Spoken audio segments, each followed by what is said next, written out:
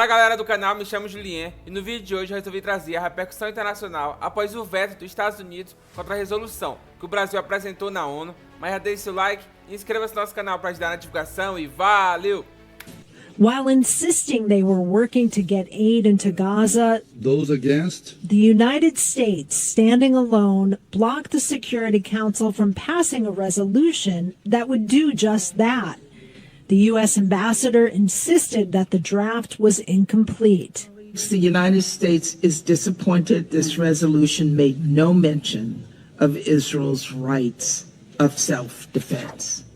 Like every nation in the world, Israel has the inherent right of self-defense as reflected in Article 51 of the UN Charter.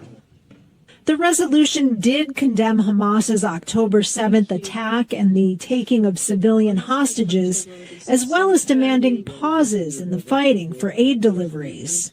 After several days of negotiations, 12 council members voted for it, many pointing out that civilians, humanitarian workers, and medical facilities must be protected under international humanitarian law. Faced with heinous terrorist acts against Israeli civilians, with the forceful reaction to such acts and an ever-growing humanitarian disaster imposed on Gaza, the Council response we proposed was robust and balanced.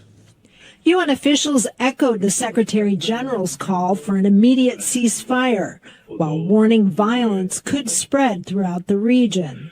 I fear that we are at the brink of a deep and dangerous abyss that could change the trajectory of the Israeli-Palestinian conflict, if not of the Middle East as a whole. Many members of the Security Council vowed to keep working towards consensus and a resolution.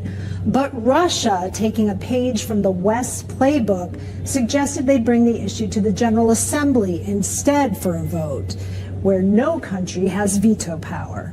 Kristen Salumi, Al Jazeera, the United Nations. Almost up into the last minute, there was hope that the United States might let this resolution go through. Indeed, Brazil, which penned this draft resolution, worked really hard to make it palatable to the United States. The word ceasefire was not even in there. It simply talked about humanitarian pauses. But alas, as the Brazilian delegate lamented, sadly, this resolution, he said, did not pass. The United States used its veto. And Linda Thomas-Greenfield, the US ambassador, said that this was because the US wanted to leave room for Biden, who's in the region, to carry out diplomacy on the ground, to leave room for that, and also because the United States objected to the fact that this resolution did not express the right or support the right for Israel to exist.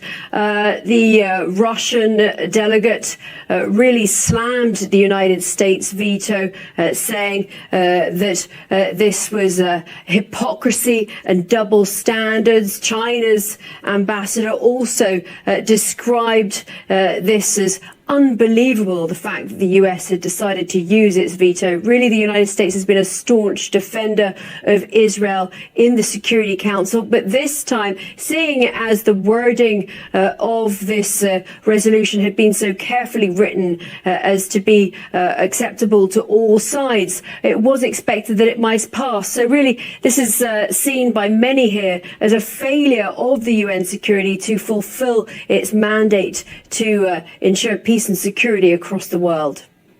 Okay, so as people in Gaza are living under siege with water, electricity, food supplies all cut off, no aid getting in yet, although we understand that might change quite soon.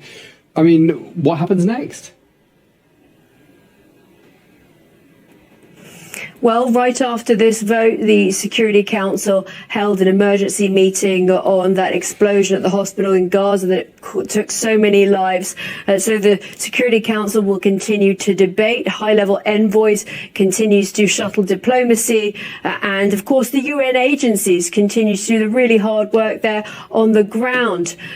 Some UN staff from UNRWA have lost their lives in Gaza, at least 14 of them.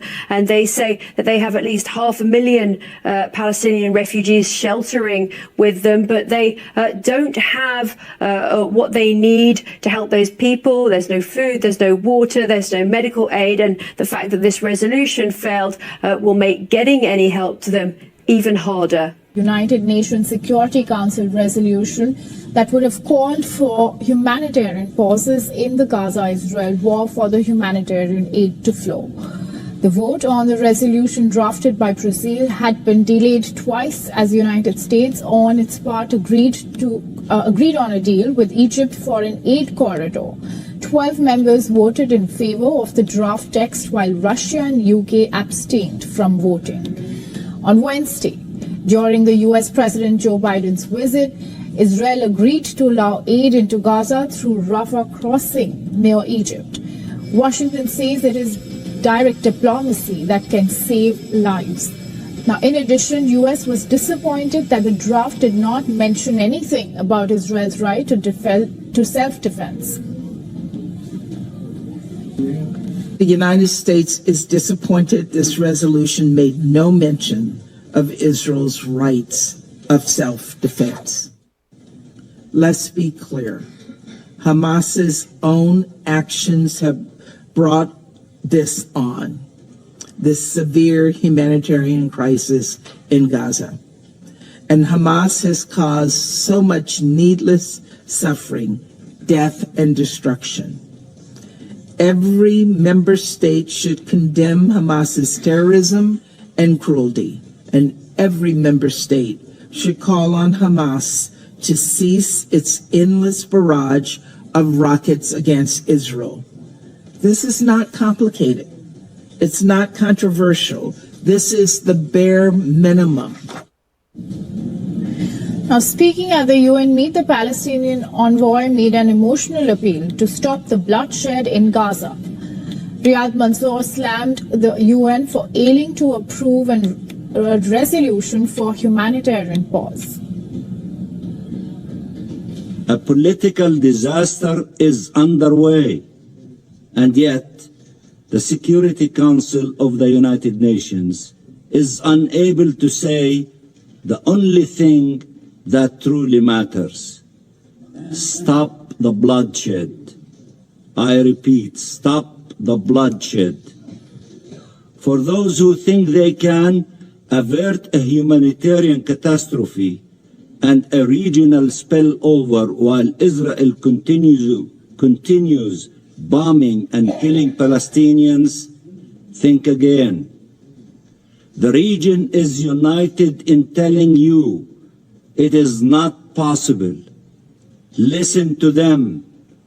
The only way to prevent both is to stop this criminal aggression against our people. Russia also slammed United States steps, saying we have once again witnessed the double standards of our American colleagues. Earlier on Monday, a Russian drafted resolution that called for a humanitarian ceasefire failed to pass as well. Meanwhile, China said that US had been leading the House for 2 days for the adoption of resolution, but the result is nothing short of unbelievable.